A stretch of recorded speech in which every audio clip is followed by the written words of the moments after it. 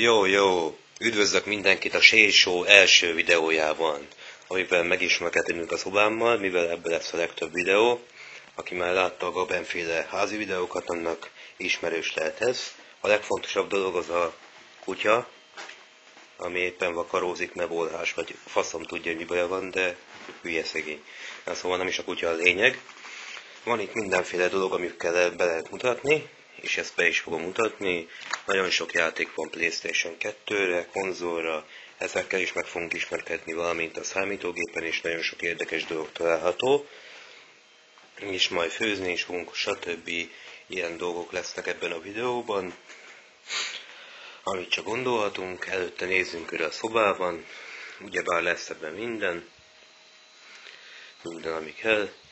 Mert ebbe a szobában fogjuk legtöbbször látni a videót, mint ezt már említettem volna, tök mindegy. Na ja, hol a cigi? Valamit még a házban is kijebb körülnézhetünk, a szobajtón kívülről persze, ahol majd különben megismerkedünk minden hasonló dologgal, de majd lesz egy ilyen házbemutatása rész, ahol jobban megismerkedünk vele. Vannak itt hülye poszterek, minden ami kell, ilyen hülye gyerekeknek egyértelmű.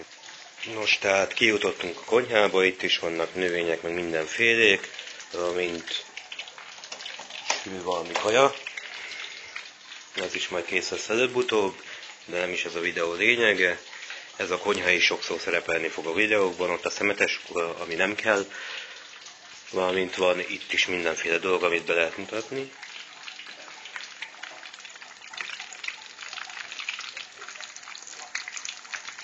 Ez a videó nem lesz túl hosszú, mivel ez csak egy ilyen átvezető, de a többi az lesz 10 perc, és meg stb.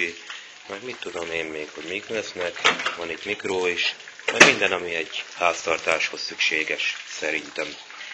Kaja is van.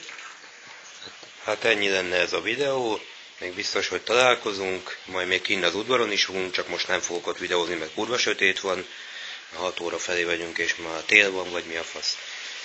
Szóval akkor köszönöm, hogy velem tartottak, később még találkozunk, addig is viszontlátásra.